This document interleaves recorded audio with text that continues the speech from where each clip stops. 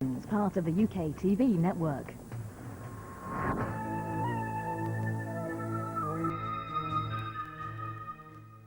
Do you believe in life after death? Welcome to Haunted, a spine-tingling weekend of programming which could make you believe that things really do go bump in the night. I'm Paul Darrow, and you might just be watching TV history in the making. Afraid of the dark? You will be tonight. It is said that the Tower of London is one of Britain's most haunted locations. How apt that from these most hallowed grounds we are staging a world first, a live Ghostwatch. So prepare yourself for the night ahead and visit our special Ghostwatch website at www.ukhorizons.tv. Throughout the weekend, join the most famous Doctor Who of them all, Tom Baker. Traveling to haunted locations around Britain, he'll be trying to capture on film, along with some other worldly experts, not a Dalek, but an altogether trickier customer, a poltergeist. What they discover will defy your imagination. Meet the ghost detectives and prepare to be scared. Very scared.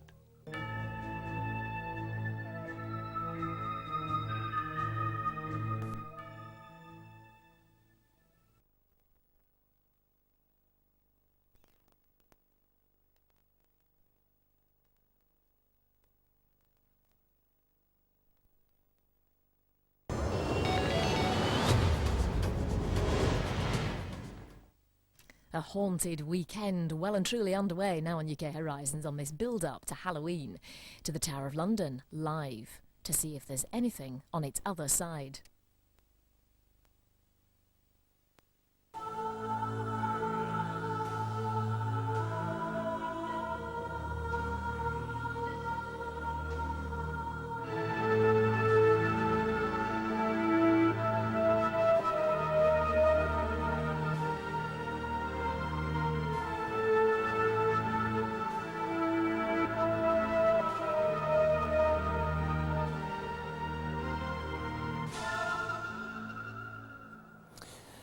It is almost midnight, the witching hour. And here we are in the Tower of London. Already there have been signs of something inexplicable. Hi there, I'm Claudia Christian. And I am Paul Darrow. And this is...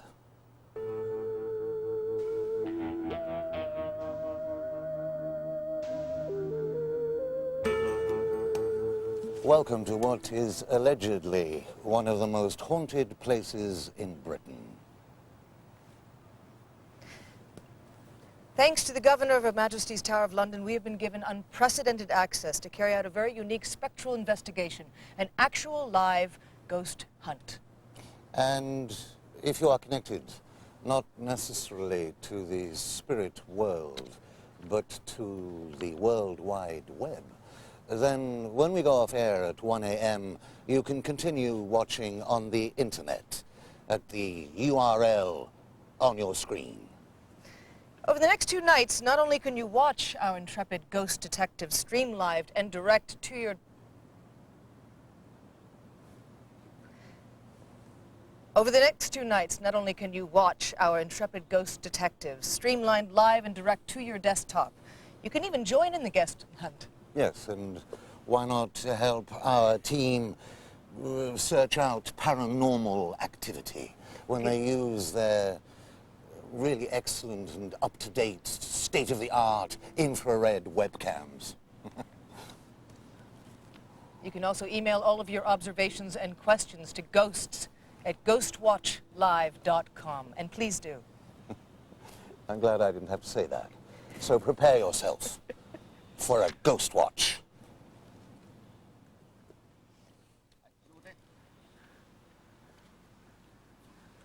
Over the next hour, we will reveal what it takes to mount an actual Ghostwatch. You'll find out more about the history of this event and what happened 3 years ago at Bewley Palace House. And we'll be able to watch our volunteers take part in live paranormal experiments that we hope will finally prove or disprove the existence of the tower's ghostly inhabitants. A modern ghost story at the Tower of London concerns a yeoman warder. We have a duty called a watchman. The man's awake all night, sat in the bywood, guarding, watching the gates of the Tower of London. This particular man was on duty, sat there 2:30 in the morning, reading the paper. And he suddenly felt the sensation of the room going slightly darker. The hiss of the gas fire in the hearth of the fire changed to the crattle of a wooden fire. This attracted his attention. He turned and looked at the fireplace and had the vision of two yeoman warders that he described as being perhaps Victorian or perhaps even Tudor, leant up against the fireplace, smoking long white pipes. He looked at them for a moment, quite startled, until suddenly one of them turned and looked at him, and then vanished as quickly as they had appeared. The yeoman warder has always wondered, was he seeing the past, or was the past seeing the future? Now, I'm joined here by the Honourable Jonathan Montague. And Jonathan is not only going to take part in the Ghostwatch live here tonight, but he played a major role in the live web Ghostwatch 3 years ago at his home in Bewley. Now, Jonathan, obviously we're going to talk a little bit about what we're going to do tonight, otherwise there's no point in being here, is there? But just fill us in a little bit, if you would, kindly, on what happened 3 years ago. Yes, it was a very interesting experience. It's not something that I saw myself, but it was the first ever live internet Ghostwatch that we did, very much similar to this, but somewhat smaller. And one of the technicians that we had on the Ghostwatch saw an image on one of the cameras, and we weren't quite certain what it was, but on the first night where we were in the Historic Motor Museum, about 4 o'clock in the morning, there was an image on one of the cameras, and none of us actually saw it, but it was the person, funny enough, sitting behind one of the cameras in the control room who saw it, and it's, you know, she was very, very perturbed by it. But to be honest, I didn't see anything, or, you know, under those circumstances. So hopefully this evening we will see something, but I'm not certain at the moment. What sort of an image did she describe, do you recall? I think it's best described as an apparition. It was a sort of a blob, for want of a better word, in the centre of the camera, and my view was that it was probably an artefact, but she was absolutely certain she'd seen something. I mean, often with in these circumstances you have, you know, a change in temperature, but it's not something that we witness. So I remain the skeptic, I'm afraid. All right. Well, Jonathan, it says here, and this is a bit alarming, it says that you have agreed to take part in a live experiment to see if you can actually sense the ghostly inhabitants in the famous Bloody Tower. Yes. Now then, what exactly are you thinking you might sense? Well, I'm not sure. It's going to be an interesting one. I mean, as I say, I am a skeptic, so I'm hoping to sit there and just let my mind wander for a little while. But I'm told the lights are going to be turned down, so it's certainly going to enable my imagination to run wild, if that's possible. It is going to be interesting, but we'll have to see whether anything actually happens. Okay. So Do you believe in ghosts? I don't at the moment. All right. Claudia. All I can say is good luck, Jonathan. I do truly mean that from the bottom of my heart. Andrew, now you also took part in the Bewley Ghostwatch experiment, or whatever you say. What was your experience?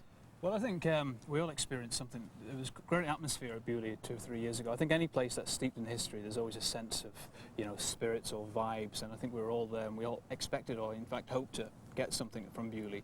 And indeed we did. I remember being out there in the cloisters very late at night on my own, experiences, emotions that I can still remember.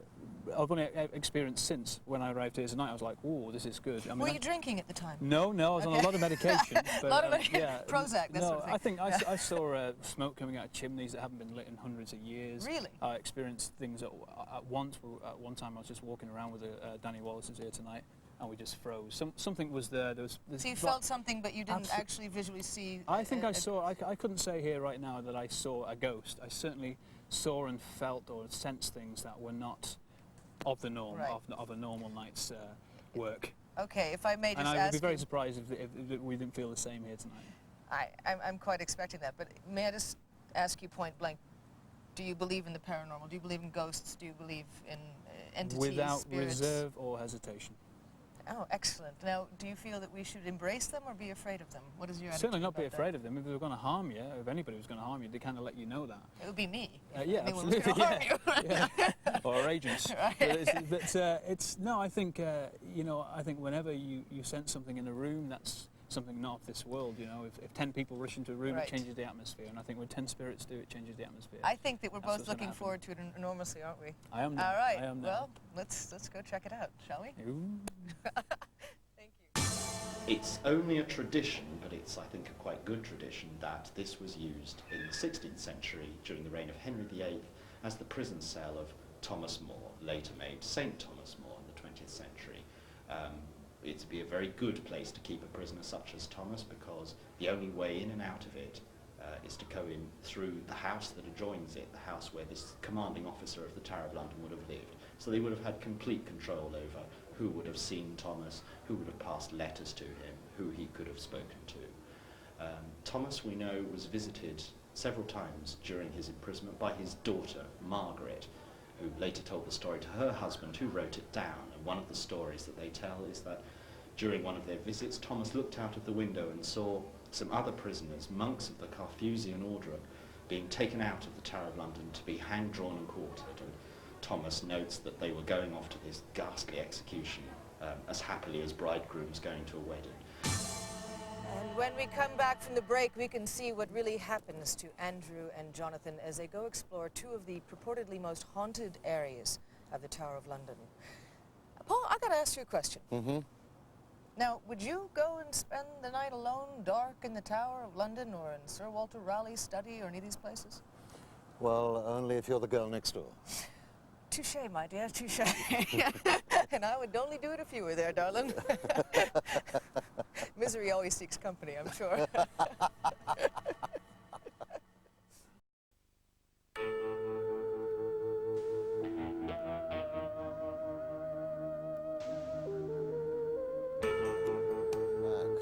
Ghostwatch live. You might just be watching television history in the making. Remember that once you've finished enjoying this live broadcast, you can continue enjoying it and watching all the exciting events unfold over the web. Just go to the web address displayed on your screen. You can also join our ghost hunt. I keep saying guest, I don't know why. Maybe I'm believing they're our guests. You can also mail in all of your questions or your own personal ghost stories.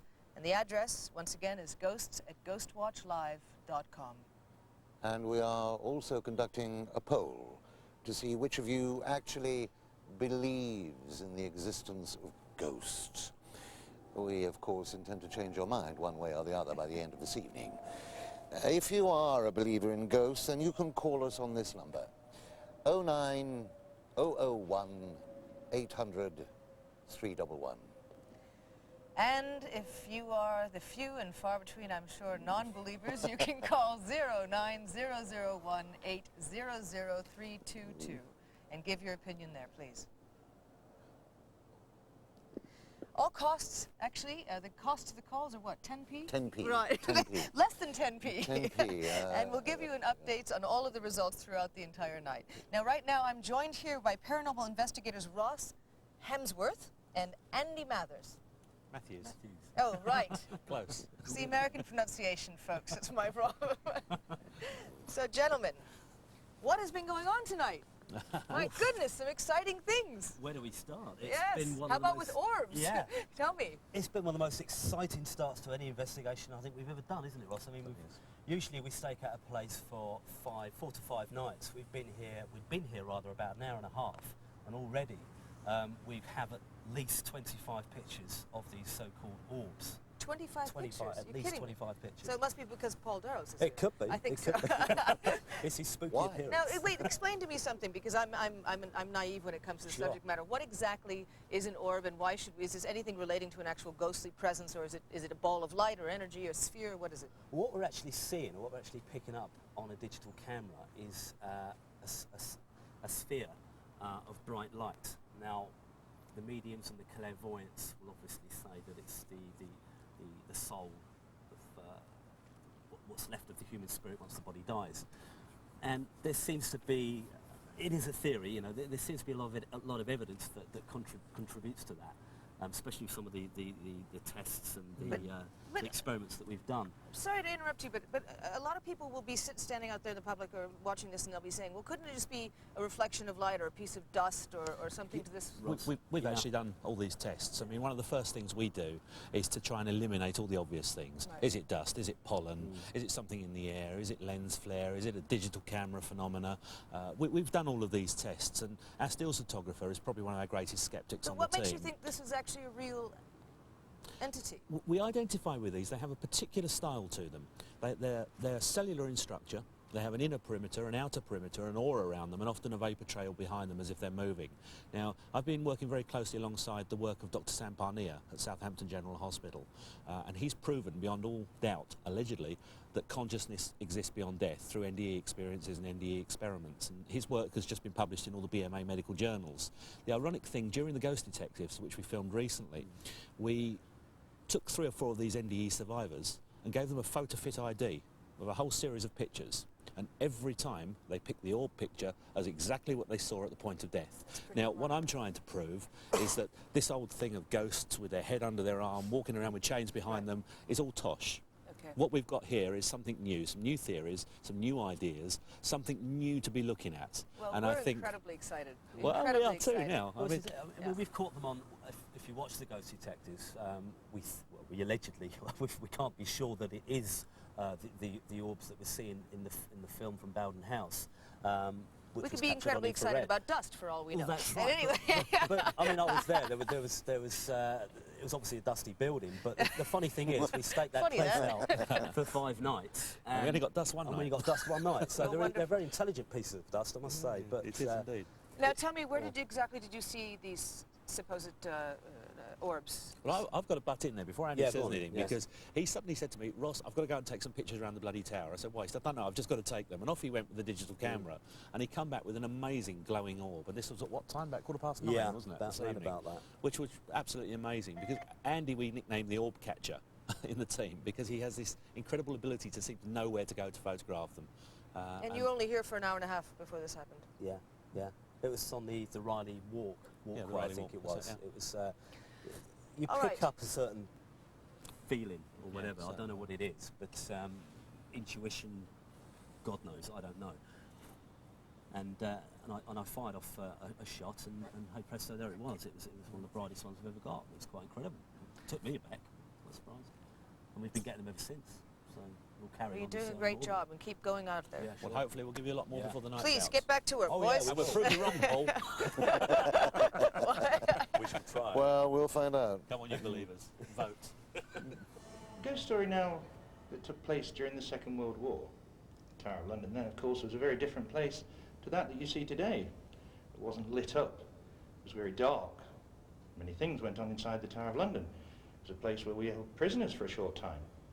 There was a sentry on duty at the front gate. Again, middle of the night, as a lot of these things take place. He was stood there on duty, guarding the gates. And he suddenly had the vision of men slowly coming down from Tower Hill towards the Tower of London. He was becoming quite startled, as these men were not wearing modern clothes.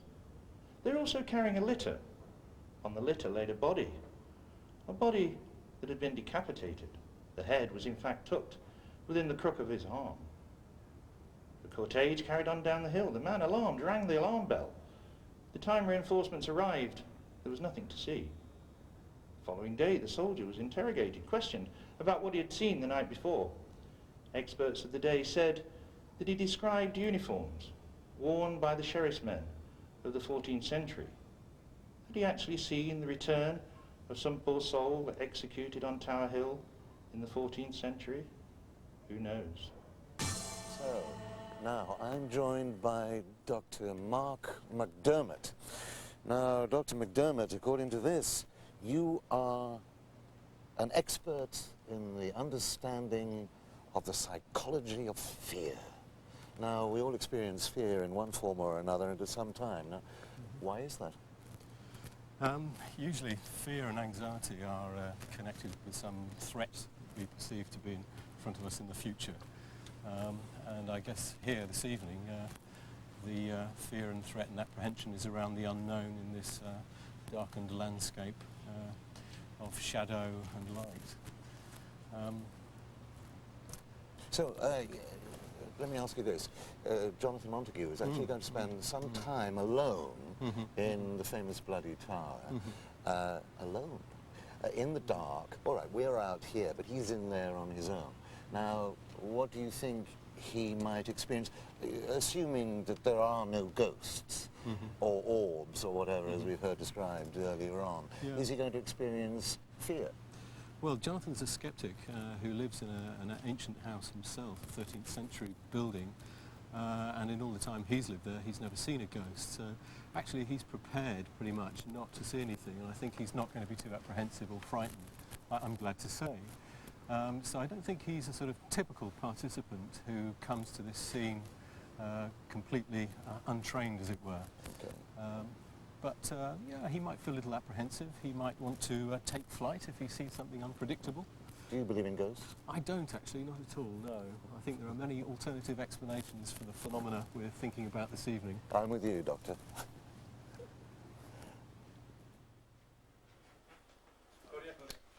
Hi there, I'm actually here in the production office. This is where all of the webcams are, where the whole relay, the cast goes out to you guys, and where you can see that these women are all hard at work and trying to bring you just second by second information. And I have Jonathan on the line. He's in Sir Walter Raleigh's studio, and I'm going to communicate with him a little bit. Jonathan, are you there? Jonathan, have you felt anything so far? What's going on? What are you feeling? What do you do? Smell anything? Hear anything? It's all pretty quiet at the moment. It has to be sad, but I'll certainly let you know if anything happens. And Jonathan, have you been up there tonight already, or is this your first experience up there? This is my first experience. It's a very nice room. It's not here much. You can't smell much. It's very peaceful. Are you near the furniture? I can't see it in the web display. Are you near the desk and the two chairs, the wooden set that you see up in Sir Walter's study? What is it? Funny enough, I've just been down there and looking at the other tower, which is the one you can see on the other web camera, I think. So. Right, I was incorrect in that. I apologize. I'm looking at you right now, actually. You can wave and say hi. There you are. So would you like us to leave you alone for a while so you can perhaps feel something? Would that be good? That would be great. But I don't think much is going to happen if I'm making lots of noise. Come on, don't be so negative, Jonathan. Thank you very much. We'll just keep a little bit more activity here on the web. Everyone's hard at work. All right, Andrew, now tell us why this event is unique.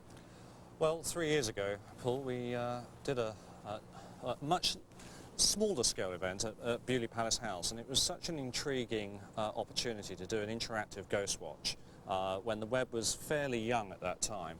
And now, 3 years on, we can actually do something which really does embrace both television as far as traditional media and new media, to see if we can really prove in a more comprehensive and scientific way, using the latest technical filming equipment, sensory equipment, that there is something to these tales of ghost sightings and paranormal activity.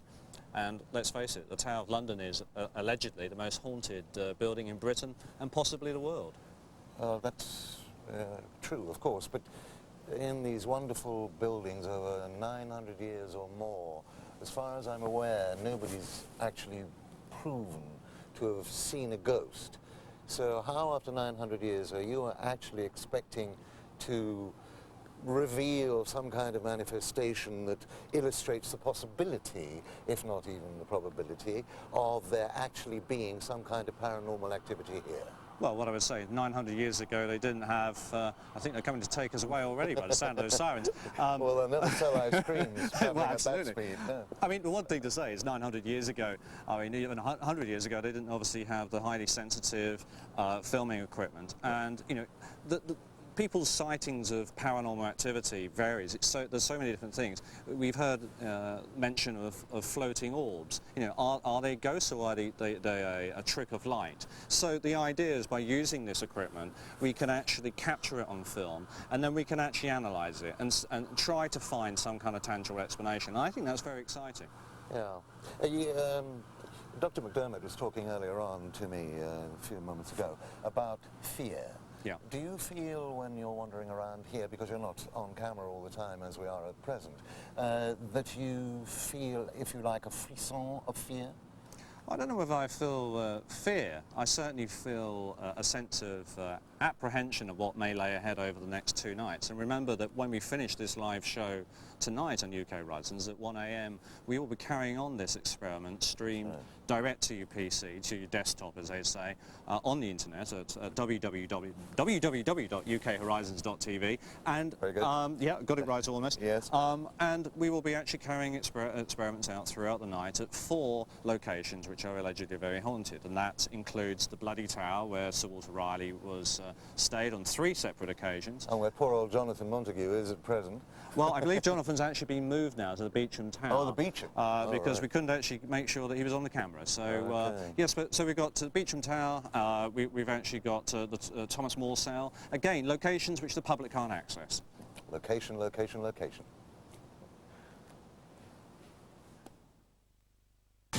Beecham Tower is most interesting for the story of imprisonment at the Tower of London because of its unparalleled collection of historic graffiti which have been carved on the walls, particularly the stonework around the windows, by many of the prisoners that are kept in there, especially, I think it's fair to say, during the middle to the end of the 16th century, the reign of Henry VIII onwards, and the first half of the 17th century. And while there are graffiti from before and after that, so many of them that come there. And most of them are prisoners just carving their names or carving moral inscriptions, often of a religious nature. But it also contains some inscriptions that I would think are of very high artistic merit. But the inscriptions that everyone comes to see are in fact some of the simplest in that tower, just simply 4 letters, and it appears in 2 places, I-A-M-E, representing Lady Jane Grey. Whether she carved them herself or seems more likely one of her adherents or possibly even her prisoner husband, Guilford Dudley, we will never know. Join us after the break when we will find out how exactly to conduct a real ghost hunt.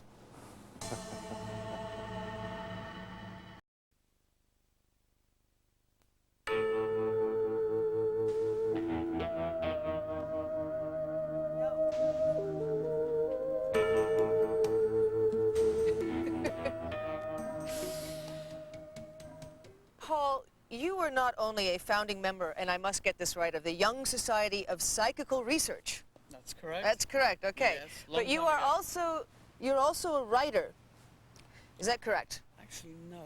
More of a producer. More of a producer.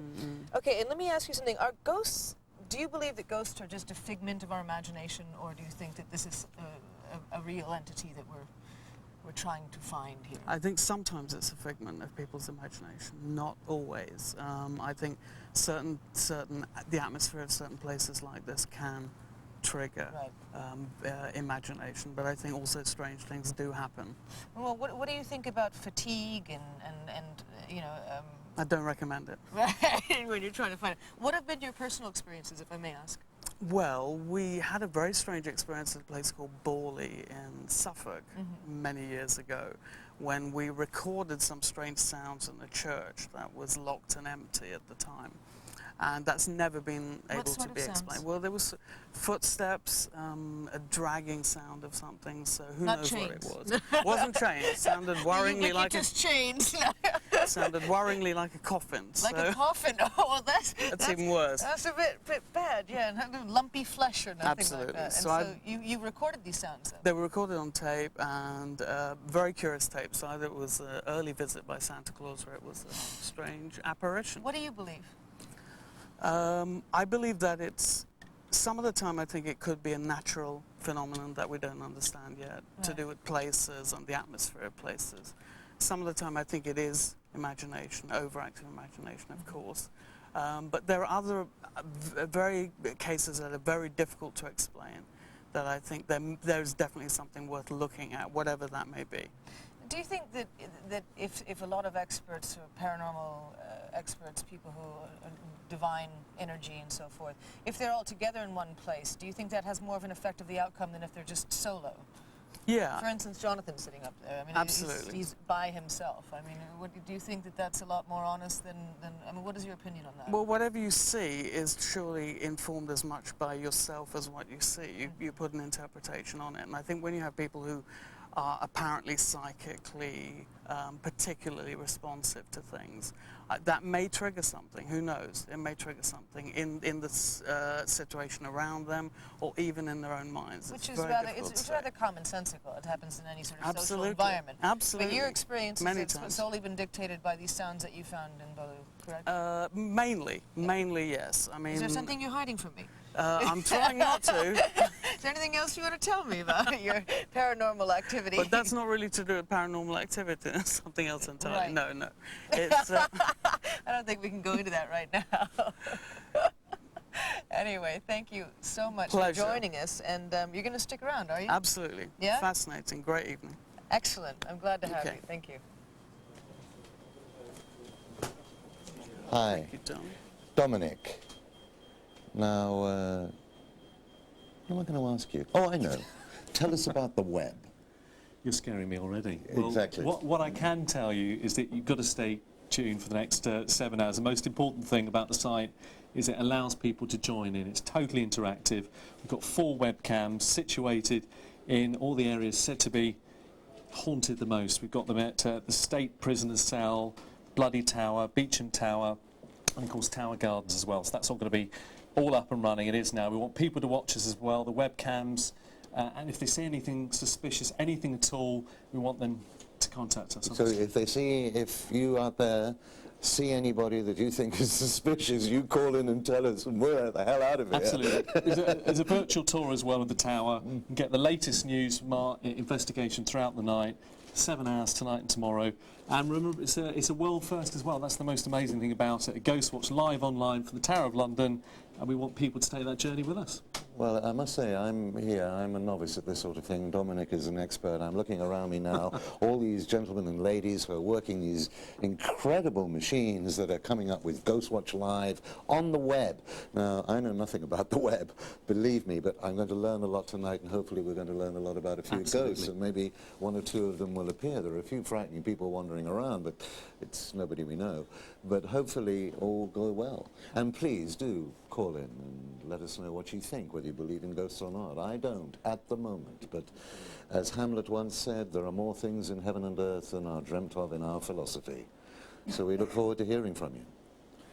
Dominic, you got anything more to say? Well, we've seen Not all ghost stories at the Tower of London concern human spirits. Up until the year 1843, there was actually a thriving menagerie and zoo here at the Tower of London. The next story I'd like to tell actually concerns the spirit of a great grey bear. The Tower of London looks after the crown jewels. They used to be held in what is called the Martin Tower. That is to the north-east of the Tower of London. Along the battlements there, soldiers were on duty, actually guarding the crown jewels. There was one soldier, at the beginning of the Victorian period, again late at night, on duty on the battlements, saw a grey mist coming from beneath the door of the Martin Tower, where the crown jewels were held. This grey mist manifested itself into a great grey bear. The soldier, being on duty, only knew one thing to do. He charged at the bear, lunging his bayonet into the door of the Martin Tower. The soldier was found screaming in great distress. He was relieved of his duty. It took 3 soldiers to pull the bayonet out of the door. The following day, that poor soldier died of shock. The only story that I personally know that concerns somebody dying by meeting a ghost in the tower. I can bullshit till he comes up. Claudia. Hi there, and you're watching Ghostwatch Live. Any of you with questions or comments, please feel free to join our webcam, exciting there, from ghostwatchlive.com. Put it ghosts at ghostwatchlive.com. And next one, we're going to be speaking to a man who's actually going to explain to us how to actually mount a ghost watch, which I'm quite frankly very fascinated in. His name is Ross. And I believe he'll be joining us momentarily. Actually, we're going to go for a break before that. He's a little bit indisposed at the moment. But thank you for watching, and please tune in immediately to meet Ross, the ghost expert.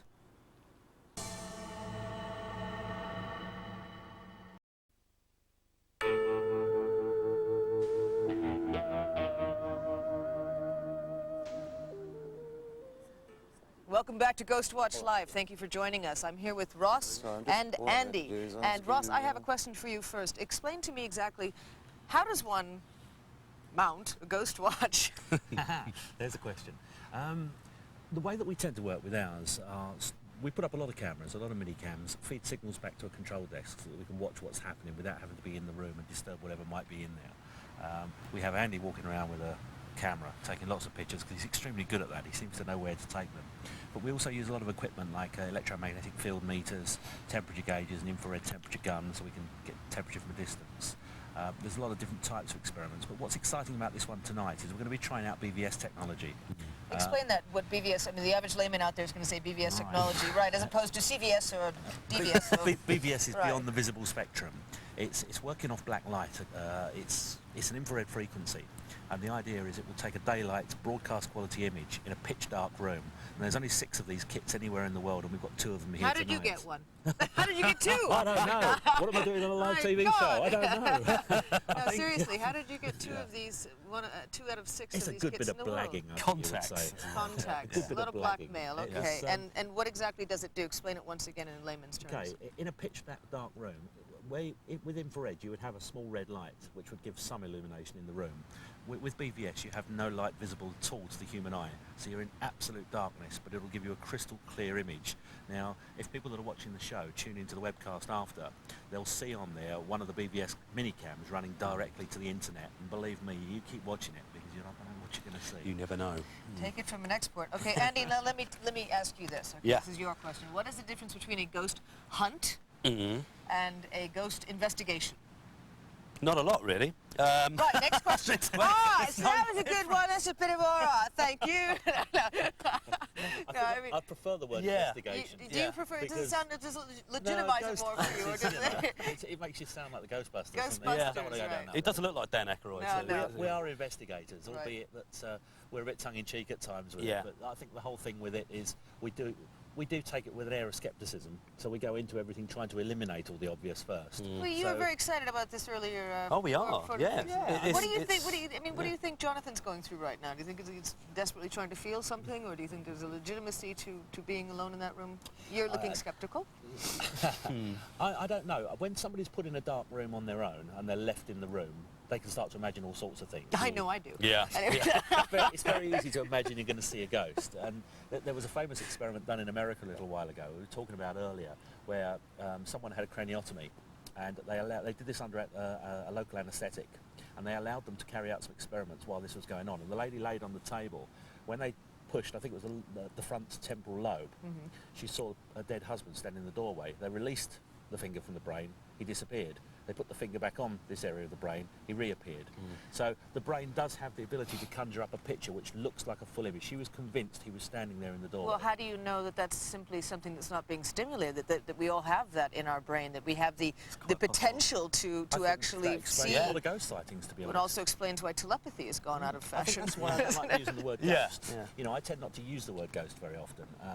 Ghost is something it's had a bit of a bad PR, realistically. Hollywood have made up this image of a ghost, and I don't go down that route. But I do think with the orbs, we have something that's far more tangible that we can say has some legitimacy. Just not as romantic as seeing somebody with the head underneath their arms running across. I'm a realist, you know. I want to find out what really happens when you die. You know, walking around with chains behind you for eternity doesn't sound too appealing to me. Doesn't sound very appealing to me either. And thank you, gentlemen, for joining us once again. And I'm sure that you'll be here with us all evening. And all of you, please send in your comments and any sort of questions to ghost@ghostwatchlive.com. Vote for the positive. Vote for the positive and keep a clear mind and a conscience. Thank you very much. Thanks. Cheers.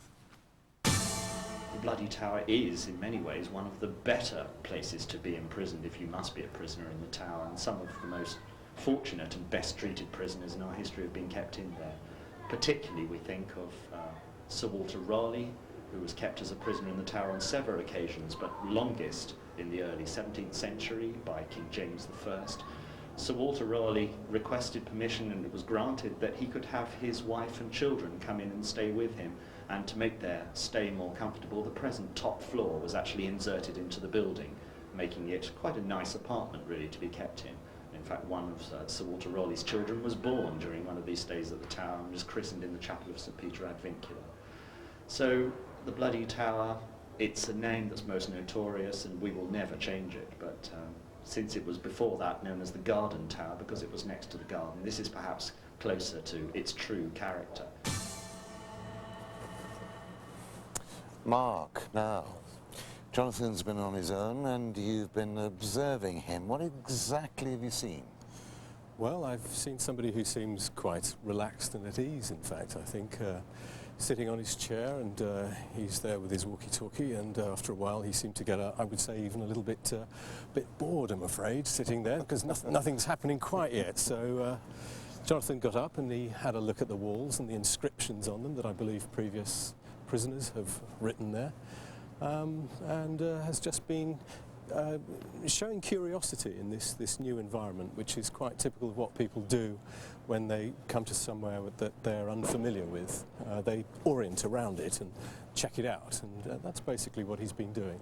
You were saying to me a moment ago that people, when they claim to see a ghost, are actually using a kind of, if you like, web in their brains or whatever, that imposes a shape, that they actually haven't seen a ghost per se. So what exactly have they seen or not seen, as it were? Well, there's a whole branch of psychology that's devoted to how we make sense of the world, and the branch of psychology called cognitive psychology likens the brain to a kind of onboard computer, and it imposes meaning on the world around it. So if it sees a shadow, it might take something from the past which it reminds it of and impose that meaning on the shape that it's seen. Okay, what about the orb that it is suggested has been seen earlier on? Is it particularly significant? Well, I find it odd in a way. I must say I'd question whether or not it's an artefact of recording, but most people see ghosts, as far as I understand, as shapes of people. So I'm wondering why all of a sudden, in some ways, ghosts have transformed into orbs and are no longer being seen as individuals in long dark clothes. So this is the skeptic in me, I'm afraid. Right. Well, I'm with you on that, kind of, in the realm of skepticism, if you like, because we've been here for quite some time. I haven't seen anything yet. Of course, something will come prancing across the green any minute now to prove me wrong. But what is Jonathan now going to go through, if you like? Is there going to be a change in his behaviour? Do you think, the longer he remains in the room on his own and completely ignored by the rest of us? Well, unless some critical incident occurs, I can see that I think he'll continue pretty much as he is. He's got used to where he is. He's going to sort of orient around it and look for novelty.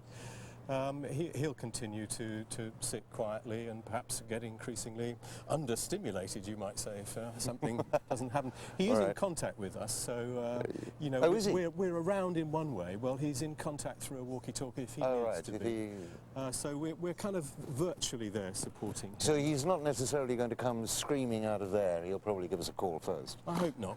We're there in well, I dare say it, we're there in spirit, courtesy of the walkie-talkie. Yes, unless a cloaked figure comes into the room, I think we're not going to see a radical change in his behaviour. All right. Now, what about the people who claim that they have strange feelings of coldness in the room? Is he likely to experience a chill at any time? Here he is. Here he is. Jonathan. Now, tell us what happened. Nothing. Not a huge amount, I have to say, but it was very interesting, I have to say. Stuck there in that room, just sort of thinking to yourself. But what was very interesting, actually, looking at those inscriptions, those people who had been stuck there in the 15th and 16th century, and it's you know, amazing that people were stuck there for that amount of time. But to answer your question, nothing at all. Well, Mark was saying that he regarded you as something of a skeptic, and you live in this ancient house at Beaulieu, so you're kind of used to these kind of surroundings, aren't you? I think potentially yes, and maybe, I certainly think some people are more susceptible to this sort of thing if you're expecting it. It's just that I think probably having grown up in that type of environment where, you know, you're used to pretty old buildings, it's not something that, you know, is particularly different. So maybe some people have a gift that I don't, but I certainly didn't experience anything. Well, I wonder if any of our viewers have experienced, if you like, a gift of experiencing the paranormal or a shiver or whatever. If you have, call us and let us know, because we three here are a little bit skeptical. We don't believe in ghosts. We don't think we're going to see any ghosts. We're skeptical about the orb, but if you disagree, let us know. And follow us all through the night on the web. The URL on your screen. Thank you, gentlemen. Thank you. I'm standing here, no, actually I'm sitting here with, with Andrew Sewell, who I haven't had an opportunity to talk to. And I'm very excited about a few aspects of your conversations with other people that I've heard a little bit of behind their backs. One of the gentlemen that was at Bewley. Yes, a guy called Lucien Morgan, Lucien who Morgan, yes. was our Ghostbuster. I have to say Ross is a lot more informed and knows his stuff. Lucien really did sort of fly by the seat of his pants. Like I'm doing right now. No, but Lucien did mention one thing which I've always found fascinating, which is the possibility of timelines that run underground throughout England, which possibly should be responsible for places like Avebury, or where people claim to go through the rocks and so forth, time traveling and such and such. And he thought that Bewley was set on a timeline, is that correct? Well, yeah, he described it as a time gate, but I guess what he was actually talking about was a timeline. Now, whether there is a similar explanation for the activity of the Tower of London, that's an interesting one. Perhaps Jonathan, who's a scientist, might be able to explain that later on as we go through the investigations. Are we going to get into electromagnetic fields and that sort of thing? Because I know that people's watches have stopped and clocks have been affected and things like that on electrical magnetic fields, which also are concurrently quite often running with time lines. So perhaps time gates, let's use that phraseology. Well, Ross and his ghost detectors have got sensory detectors and all kinds of electronic gizmos to try and actually find as many different ways of explaining what paranormal activity could be. So, I mean, if it's, the orbs, he's got the cameras to try and actually analyse those. If it's actually an electrical movement or whatever, then he's got something to actually detect that. So by pulling all those different research tools together, hopefully we'll arrive at some kind of conclusive evidence, right? Evidence. Are there heat sensors here as well? Yeah, there's thermometers. I mean, one of the key things about Ghostwatch that I've been fascinated in, and they've been quite debunked on that, is the drop in temperature. Some people, because they have a sense that there's a ghost in a room, the temperature suddenly drops. Now, quite often that can be suggested. By suggestion, shall I say. Or it could be the person you're with. And it could be the person you're with, but of course I'm feeling very warm at the moment. You're just a naturally warm Thank you, Jonah. But no, I mean, he's my producer, so he has to say those things. But I mean, one scientist, Dr. Richard Wiseman, did an investigation in Hampton Court where there was evidence that people would come into a certain room, feel very cold, have a sense of something, and he discovered that it was actually because of the actual architecture. That particular room was colder than the other rooms. Right. So he managed to dismiss those sightings with a practical scientific explanation. That may be the case here, or it may not. It's also a matter of, I think, human desire. Whether you want to see something or not, quite often has a tendency to dictate what you do or do not see.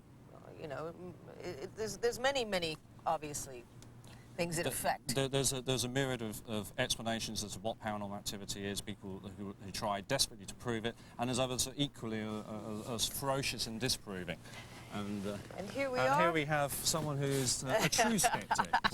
A true skeptic. Somebody thought they saw a ghost. He was looking at himself in a mirror.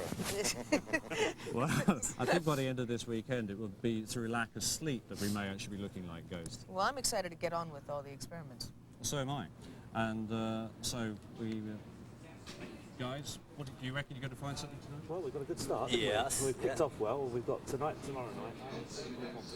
So we're going with an open mind, feet on the floor, and see what happens. And you know that I'm always going to be the ultimate skeptic, so if you can't prove to me, I mean, you know, Well, then you've what got are a we tough doing job. here? I'm a part skeptic as well, and I think, you know, the whole thing here is we have to eliminate all the obvious first. If at the end of the 2 nights we've got stuff left that defies explanation, then I'll put the challenge to you, Andrew. Yes. All right. I hope that everyone out there just keeps sending your comments and questions in, and stay with us on the web. It's going to be an exciting night. Yeah, and please if I have to stay up, you got to stay up. If Paul has to stay up, every one of you has to We're stay up. going to have a party here because what I'm wondering, I look at all the people around and I think if the ghosts show up, it's really going to be crowded here. And I really want to meet Walter Raleigh so that he doesn't have to stuff his pipe. I can give him a rolled-up cigarette. Excellent, excellent. And say, look what you did, Walter. If I would have known that it was having to do with our personalities, I would have dressed a lot more appropriately to attract certain ghosts. Well, I Or must not. say, I found it interesting, haven't you? I mean, I'm a complete layperson, and I know probably you are as well, but talking to Mark, Dr. McDermott there, and to these charming gentlemen, they pay me to say that, Yes. behind me, and even to Andrew. It's been a complete joy, and I look forward to the next 6 hours on the web, on your URL. You can actually get that.